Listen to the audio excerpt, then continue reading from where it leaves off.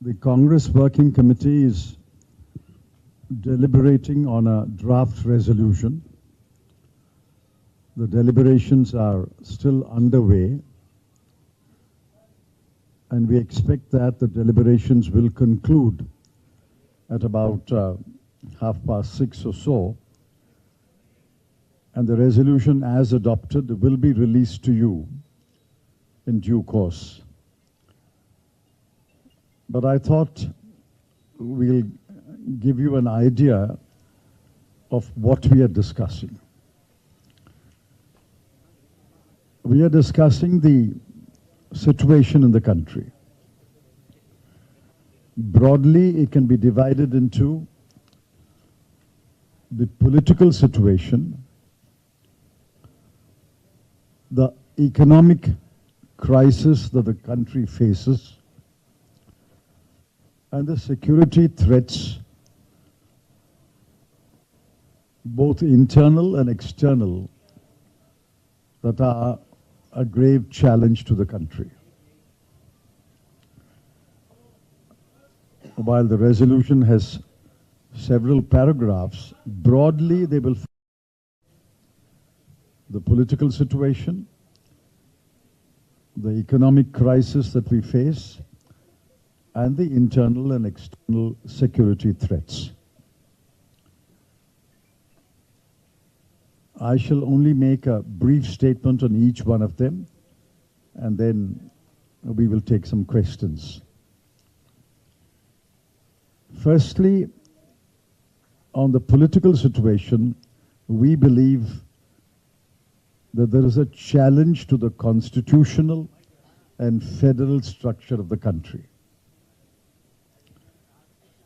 Federalism has been systematically weakened. State governments have been hampered and hamstrung. Revenues to state governments have been denied or reduced. And obstacles are placed in the way of state governments discharging their responsibilities.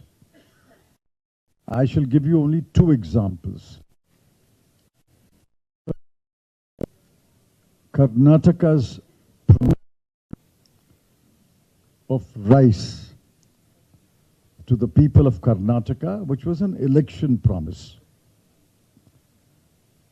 Even though Karnataka is willing to pay for the rice, the Food Corporation has been instructed to refuse to give rice to Karnataka. This has never happened in the country before. The second example is Himachal. Himachal Pradesh has faced devastation thanks to floods and landslides. Yet,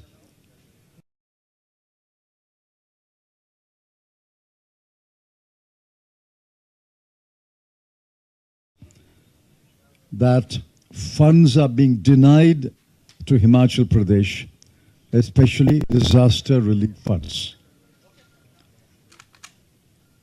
Now, even a child will know why obstacles are being placed in the way of Karnataka and Himachal Pradesh. It is only because the BJP lost the election in these two states. There are other challenges. Firstly, in Manipur, since the 5th of May, Manipur has been burning. Since the 5th of May, we have had June, July, August, September, and then we are into September another week. We are today, I think, in about 157th day. The Prime Minister has found the time to visit several countries, to make a quick dash to attend the ASEAN summit and then come back for the G8. It's startling and deeply disappointing not found 2 hours to visit Manipur. Minister's aircraft will take him to Manipur in about 2 hours, yet he has not found the time to visit Manipur. Except a 2-minute mention of Manipur just before the parliament session started, he has not spoken about Manipur. And what is happening in Kashmir? When Article 370 challenge is being heard by the Supreme Court, the government's lawyers and the government's officers file an affidavit and make statements that Jammu and Kashmir is returned to normalcy. What we see is far from normalcy. 3 days ago, a colonel, a major, a DSP, and a rifleman were killed by terrorists. And the next day, the government, the cabinet, and headquarters celebrate G20, even while Kashmir is in mourning. And again,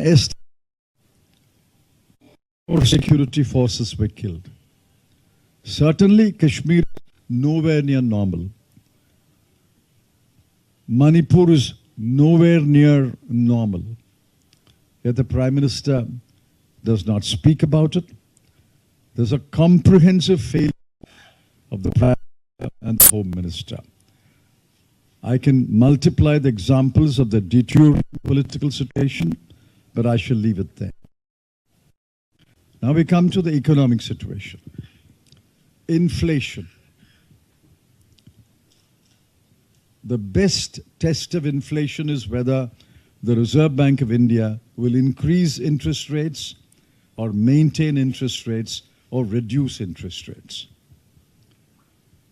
For several months now, the Reserve Bank increased the interest rate, pointing to racing inflation. It has held the interest rate, but there is every indication that it will raise the interest rate again because inflation, especially retail inflation, is on many commodities either near double digit or cross double digit. Food inflation is over 10%. Even while the WPI is negative, the CPI is rising. And the government has no explanation. The government does not explain this phenomenon that the wholesale price index is falling, but the retail prices are rising. Unemployment, close to 8.5%.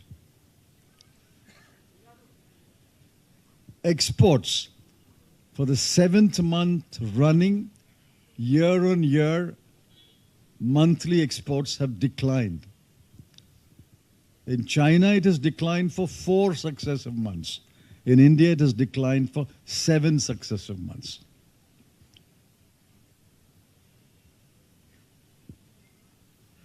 Even the last data released by the NSO shows that several indicators are pointing to a grave crisis. One learned professor in a study has pointed out that the first quarter growth rates are suspect, while growth measured by production is 7.8%. Growth measured by expenditure is only 1.4%. We've had not this kind of discrepancy in the past. So he has questioned the 7.8%, and government has come up with a lame defense yesterday, which is reported by the media. So we have inflation, unemployment, slowing growth, falling exports, falling imports, and the government's responses completely going back to the olden days of market distortion, import duties, and other trade distorting measures. These are not the answer to India's economic challenges. In fact, these so-called answers will only worsen the situation. The third is the security challenges. I've already mentioned the security challenge in Manipur, the security challenge in Jammu and Kashmir, and add to that the Chinese challenge on our northern borders.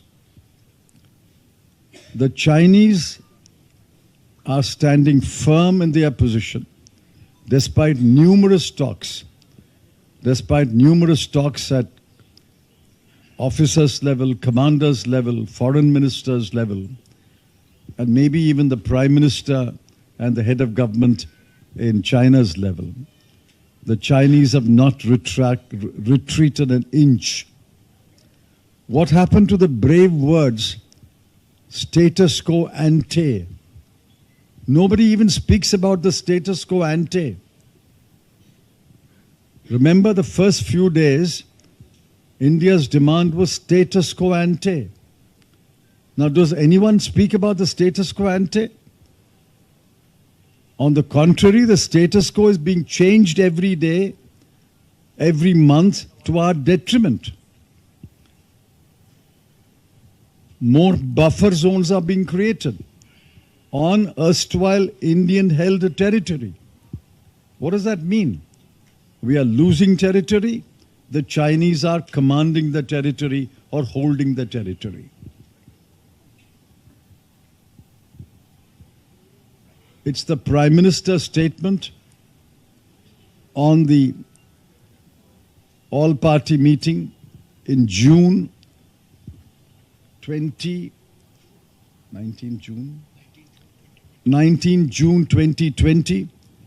that no foreign troop is in Indian territory and nobody is intruded in Indian territory.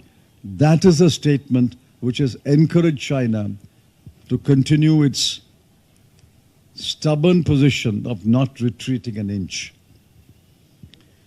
Therefore, we are all concerned about it. The Congress Working Committee is deliberating on these matters, and we will have a resolution shortly. And I think now we will open the floor for a few quick questions. If there are questions, will be answered by one of us. The floor is open for questions. इसके पहले मैं बता दूं कि Congress working committee में 3 और प्रस्ताव पारित हुए हैं। अभी तो ये मेन प्रस्ताव पर चर्चा चल रहा है, पर इस बीच 3 प्रस्ताव पारित हुए हैं।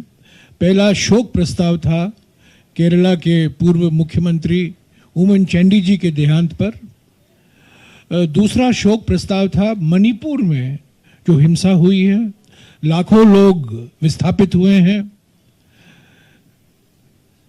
200 या 300 लोग मारे भी गए हैं और अभी भी हिंसा चल रहा है अलग अलग जिले में, मणिपुर में। उस पर एक शोक प्रस्ताव पारित हुआ है। और तीसरा प्रस्ताव शोक प्रस्ताव है जो हिमाचल प्रदेश में आपदा के वजह से लोगों की जान गए हैं, प्रॉपर्टी का नुकसान हुआ है और लाखों लोग विस्थापित हुए हैं। और इस प्रस्ताव में ये भी मांग की गई है कांग्रेस वर्किंग कमेटी की ओर से कि प्रधानमंत्री और उनकी सरकार जो आपदा हिमाचल प्रदेश को भुगतना पड़ा है उसको राष्ट्रीय आपदा घोषित किया जाए, ताकि जो सहायता सरकार से मिलना है वो सही पर्याप्त मात्रा में मिलेगा। अब तक नहीं मिला है, पर हम उम्मीद करते हैं कि प्रधानमंत्री कांग्रेस वर्किंग कमेटी की जो मांग है कि ये नेशनल डिजास्टर, ये नेचुरल डिजास्टर तो है पर ये नेशनल डिजास्टर भी है, ये प्राकृतिक आपदा है पर ये राष्ट्रीय आपदा है, ताकि केंद्र सरकार की ओर से जो राहत और सहायता मिलनी चाहिए हिमाचल प्रदेश को वो पर्याप्त मात्रा में मिले।